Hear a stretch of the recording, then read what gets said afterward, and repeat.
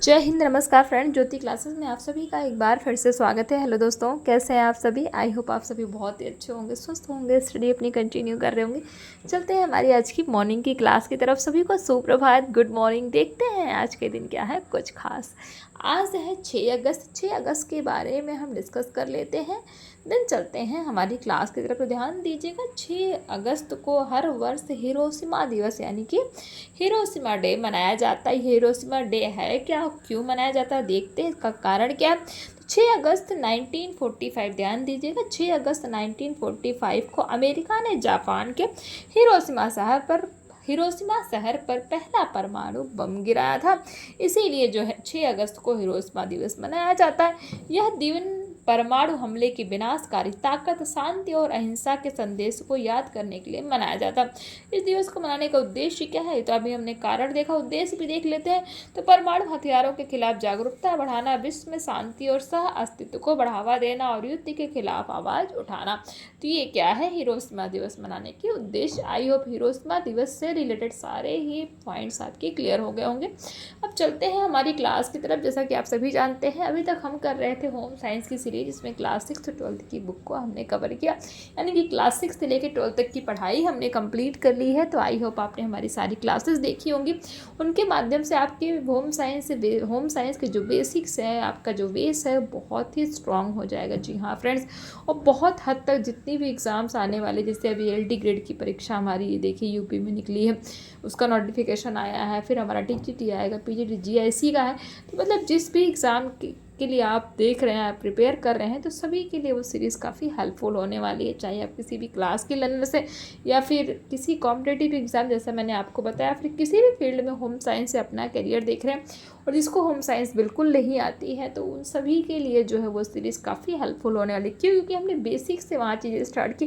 Class 6, जी हाँ friend, class 6 जहाँ से होम साइंस की शुरुआत ही होती है, वहीं से हमने पढ़ना स्टार्ट किया और क्लास 6 से लेकर के 12th तक की हमने पूरी पढ़ाई की है। तो आप जाइए प्लेलिस्ट में देखिए, हर क्लास वाइज, टॉपिक वाइज आपको जो है प्लेलिस्ट प्रोवाइड कराएगी, जिससे आपको ढूंढना नहीं पड़ेगा। सपोज आपको क्लास 6 की देखनी है तो आप देखिए क्लास 6 पे क्लिक कीजिए, क्लास 10th की देखनी है तो उसकी अलग प्लेलिस्ट है। तो हर क्लास वाइज प्लेलिस्ट आपको प्रोवाइड कराएगी, जिनके माध्यम से आपको जिस भी कॉन्सेप्ट में जो भी डाउट है, उस वीडियो को ओपन करिए और जाकर क्लास देख करके अपने हर एक कॉन्सेप्ट को क्लियर करिए। तो ये तो हमने कुछ बातें की अपने सीरीज़ के बारे में, और आई होप आपने सारी क्लासेस देखी होगी। नहीं देखी है तो जा कर के देखिए, और चैनल पर फर्स्ट टाइम विजिट किया है तो चैनल को लाइक, शेयर और सब्सक्राइब कर दें। साथ ही साथ बेल आइकन प्रेस करें, जिससे जब भी क्लास अपलोड हो आपके पास नोटिफिकेशन पहुंचे। और इस क्लास को ज़्यादा से ज़्यादा अपने दोस्तों के साथ शेयर कीजिए, ताकि वो भी इस क्लास का बेनिफिट उठा सके और जुड़ सके हमारे साथ।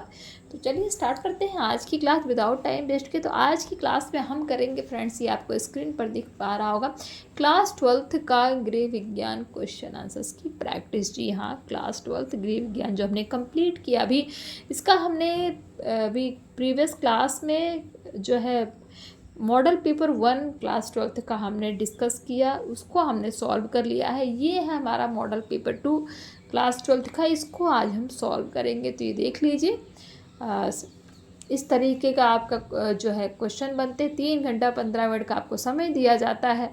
ठीक है, निर्देश हैं सभी प्रश्न अनिवार्य, यानी कि जितने भी प्रश्न हैं आपको सभी करने हैं। प्रश्न संख्या 1 से 4 तक बहुविकल्पी, प्रश्न संख्या 5 से 10 तक अति लघु उत्तरीय। इस तरह से आप देख सकते हैं, ये है आपका। और आपको ये देखिए, ये इस तरीके से OMR सीट भी प्रोवाइड कराई जाती है बहुविकल्पी प्रश्न को भरने के लिए। आई होप आप सभी OMR सीट फिल कर पाते होंगे। नहीं अगर आता आपको OMR सीट फिल करने में प्रॉब्लम है तो बताइए, इसको मैं आपको फिल करके भी दिखाऊंगी, कमेंट के माध्यम से बताइएगा। तो बहुविकल्पी जो प्रश्न है उनके लिए आप OMR सीट पर अंकित, यानी कि उनको OMR सीट फिल कर सकते हैं।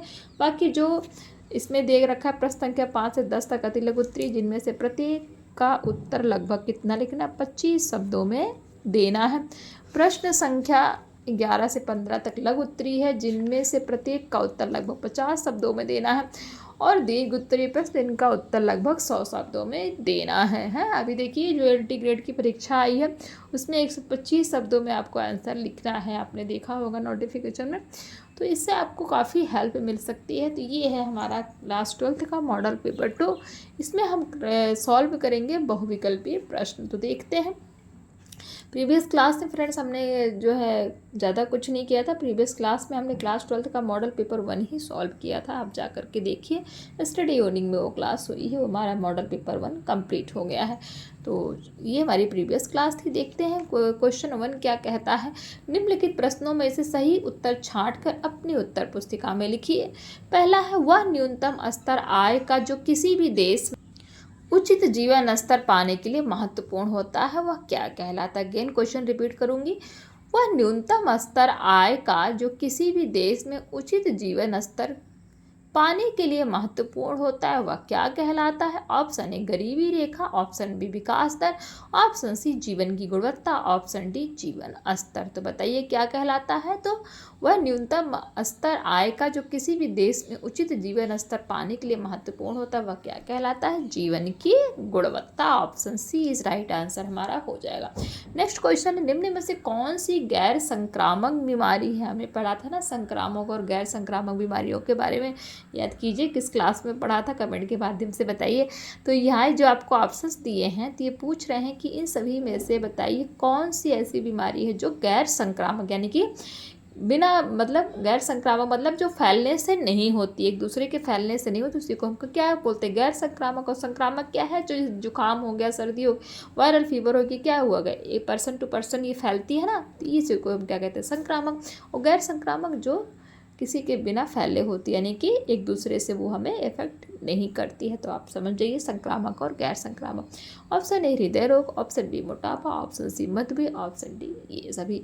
तो बताइए गैर संक्रामक क्या है। हृदय रोग भी गैर संक्रामक है। मोटापा भी एक दूसरे को देख के थोड़ी होता है कि एक आदमी मोटा है और दूसरा उसके सामने आ गया तो वो भी मोटा हो जाएगा। मधुमेह शुगर भी ऐसा कुछ नहीं है, तो अनुवांशिक बीमारी हम जिसको बोलते हैं जेनेटिक होता है। तो बताइए निम्न में से कौन सी गैर संक्रामक बीमारी। तो आप कह सकते हैं ये सभी ही क्या है गैर संक्रामक बीमारी according to question. Option D से हमारा राइट आंसर हो जाएगा। क्वेश्चन 3 कहता है, आर्थिक एवं सामाजिक दृष्टि से कमजोर परिवार के बच्चों में किसकी अधिकता पाई जाती है। क्या बोल रहा है, आर्थिक एवं सामाजिक दृष्टि से कमजोर परिवारों के बच्चों में किसकी अधिकता पाई जाती है। ऑप्शन ए वृद्धि मंदन, ऑप्शन बी बौद्धिक क्षमता, ऑप्शन सी सामाजिक संरचना, ऑप्शन डी इनमें से कोई नहीं। तो आर्थिक एवं सामाजिक दृष्टि से कमजोर परिवारों के बच्चों में किसकी अधिकता पाई जाती है कि उनकी जो वृद्धि यानी कि जो उनकी ग्रोथ है वो स्लो होती है, या फिर आप यूँ कह सकते हैं कि उनकी ग्रोथ कहीं ना कहीं रुक जाती है। क्यों, क्योंकि उनको जितना पोषण चाहिए वो नहीं मिल पाता, बैलेंस डाइट उनको नहीं मिल पाता है, जो उनके शरीर के लिए जितनी जो चीज़ों की जितनी आवश्यकता है वो उनको प्रोवाइड नहीं हो पाती, इसलिए जो है उनकी वृद्धि मंदन यानी कि उनकी ग्रोथ रुक जाती है। According to question option A is हमारा राइट आंसर हो जाएगा।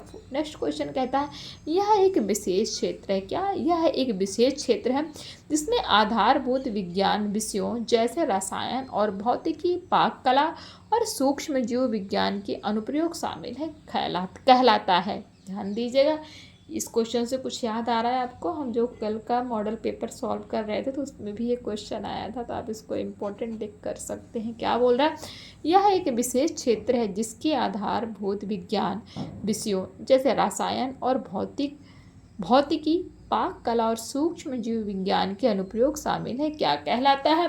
ऑप्शन ए खाद्य संसाधन, ऑप्शन बी खाद्य विज्ञान, ऑप्शन सी खाद्य प्रौद्योगिकी, ऑप्शन डी खाद्य उत्पादन। तो क्या कहलाता है, तो ये कहलाता है खाद्य विज्ञान, यानी कि खाद्य विज्ञान के अंतर्गत रसायन विज्ञान, भौतिकी विज्ञान, पाक कला और सूक्ष्म जीव विज्ञान के अनुप्रयोग शामिल है।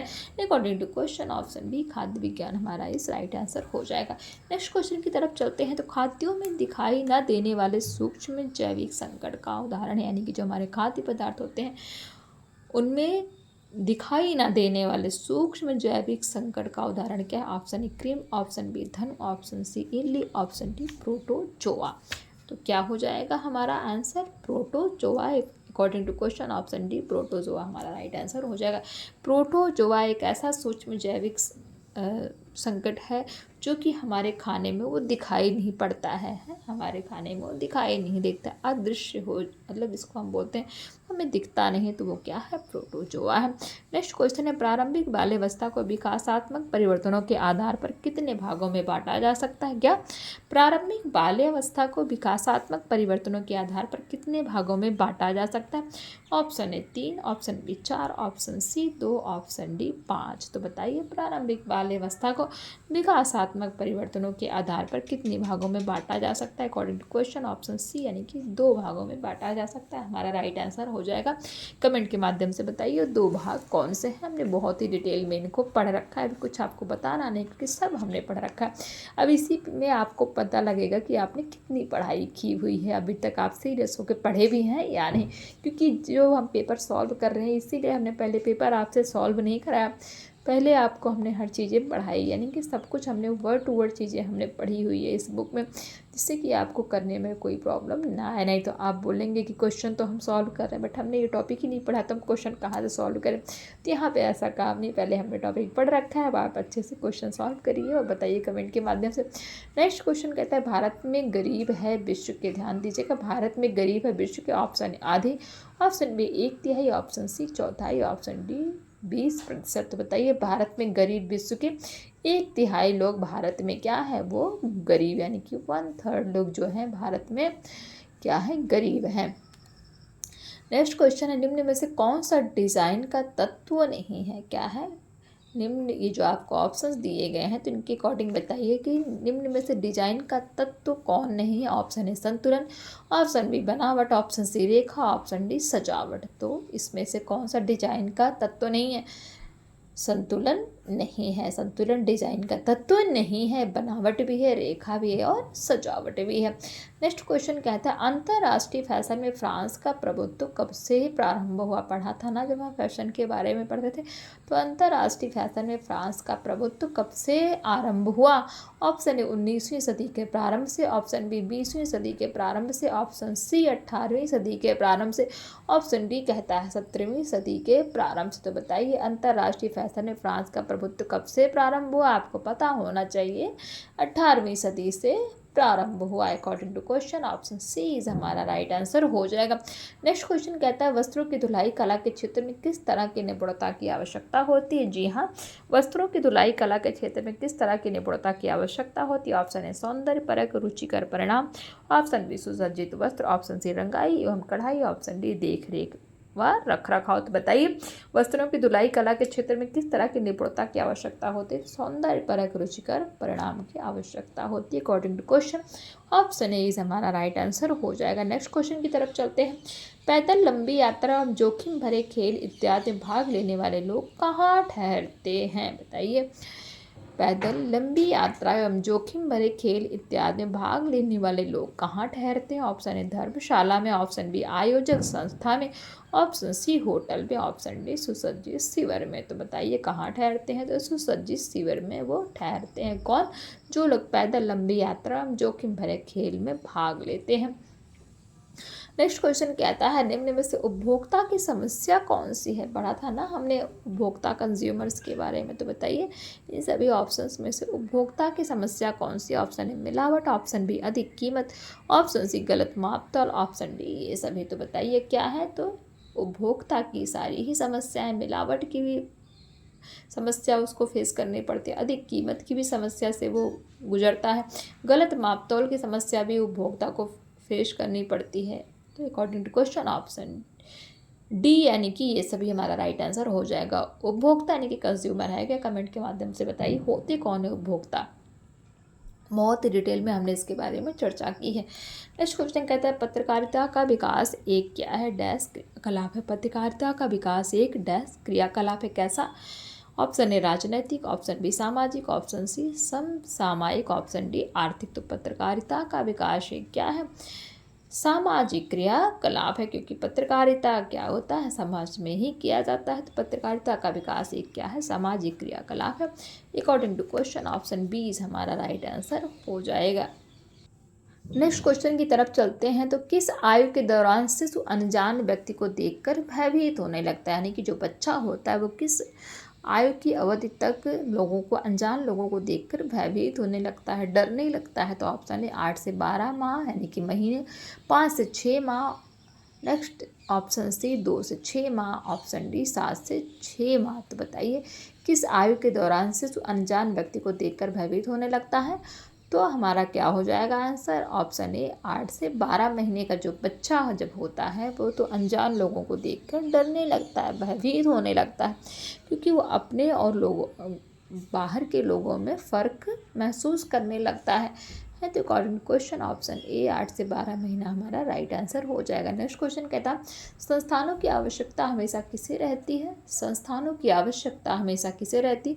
ऑप्शन ए बच्चों को, ऑप्शन बी युवाओं को, ऑप्शन सी ए और बी दोनों, ऑप्शन डी इनमें से कोई नहीं। तो संस्थानों की आवश्यकता बच्चों को भी होती है और युवाओं को भी होती है। According to question option A और बी यानी कि ऑप्शन सी इज हमारा राइट आंसर हो जाएगा। नेक्स्ट क्वेश्चन की तरफ चलते हैं। कहता क्या है, निम्न में से कौन सी आकृतियां गणितीय रूप से बनाई जाती हैं। अगेन रिपीट करूंगी कि जो आपको ऑप्शंस दिए गए हैं तो इनमें से बताइए कौन सी आकृतियां गणितीय रूप में बनाई जाती हैं। ऑप्शन ए ज्यामितीय आकृतियां, ऑप्शन बी अमूर्त आकृतियां, ऑप्शन सी प्राकृतिक आकृतियां, ऑप्शन डी फैशनेबल आकृतियां। तो बताइए कौन सी आकृतियां गणितीय आकृतियों के रूप में बनाई जाती है। तो according to question option D हम ऑप्शन ए है, ध्यान दीजिएगा, ज्यामितीय आकृतियां हमारा राइट आंसर हो जाएगा। नेक्स्ट क्वेश्चन कहता है फैशन डिज़ाइन में स्नातक उपाधियां कितने वर्षीय कार्यक्रम हैं। ये आपको पता होना चाहिए, मोस्ट इंपॉर्टेंट। क्या कह रहा है, फैशन डिजाइन में स्नातक उपाधियां कितने वर्षीय कार्यक्रम है। ऑप्शन ए 2 वर्षीय, ऑप्शन बी 3 वर्षीय, ऑप्शन सी 4 वर्षीय, ऑप्शन डी 5 वर्षीय। तो फैशन डिजाइन में स्नातक उपाधियां 4 वर्षीय कार्यक्रम हैं। ऑप्शन सी इज हमारा राइट आंसर हो जाएगा। नेक्स्ट क्वेश्चन कहता है होटल के किस क्षेत्र में वस्त्रों की देखभाल एवं रख रखाव किया जाता है। ऑप्शन ए आतिथ्य सत्कार, ऑप्शन बी सेवा भाव, ऑप्शन सी निजी क्षेत्र, ऑप्शन डी महत्वपूर्ण सुरक्षा। तो होटल के किस क्षेत्र में वस्त्रों की देखभाल एवं रख रखाव किया जाता है। According to question option A आतिथ्य सत्कार हमारा राइट आंसर हो जाएगा। नेक्स्ट क्वेश्चन है रेस्तरां किस प्रकार की सुविधा है। पढ़ा था हमने रेस्तरां के बारे में, रेस्टोरेंट जिसको हम बोलते हैं। ऑप्शन ए संस्थागत सुविधा, ऑप्शन बी व्यापारिक सुविधा, ऑप्शन सी आंतरिक सुविधा, ऑप्शन डी सार्वजनिक सुविधा। तो बताइए रेस्टोरेंट किस प्रकार की सुविधा है। According to question option B यानी कि व्यापारिक सुविधा है हमारा राइट आंसर हो जाएगा। नेक्स्ट क्वेश्चन की तरफ चलते हैं। तो मानकीकरण चिन्ह सुनिश्चित करता है। ऑप्शन ए वस्तु की गुणवत्ता को, ऑप्शन बी वस्तु की माप को, ऑप्शन सी वस्तु की उचित कीमत को, ऑप्शन डी इनमें से कोई नहीं। तो मानकीकरण चिन्ह क्या सुनिश्चित करता है, तो वस्तु की गुणवत्ता यानी कि क्वालिटी ऑफ फूड को सुनिश्चित करता है। तो ये हमने देख लिया क्या, हमारा क्लास 12th का जो है objective type question answers. I hope ये आपको समझ में आया होगा। तो आज की क्लास को फ्रेंड्स यहीं तक करते हैं। जितने भी अभी हमने क्वेश्चन किए इनसे आपको काफ़ी हेल्प मिली हुई, काफ़ी सारे टॉपिक आपके रिवाइज हुए होंगे, मैं आपसे यही उम्मीद करती हूँ। तो प्लीज़ आप जो है बताइए, अपने कमेंट दीजिए कि आपको क्लासेस समझ में आ रही है कि नहीं आ रही हैं, या फिर जो आप क्वेश्चन आंसर्स की प्रैक्टिस कर रहे हो इसमें जो आपने प्रीवियस में पढ़ रखा है वो चीज़ें आपकी रिवीजन हो रही हैं कि नहीं हो रही। मैंने आपको बोला था पहले हम पढ़ाई करेंगे, देन आपको क्वेश्चन आंसर्स भी सॉल्व कराएंगे, तो आप उसके लिए परेशान मत होइए। तो आज की क्लास को यहीं तक करते हैं, मिलते हैं हमारी नेक्स्ट क्लास में। तब तक के लिए जय हिंद, नमस्कार। हंसते रहिए, मुस्कुराते रहिए, एक दूसरे की हेल्प करते रहिए। धन्यवाद।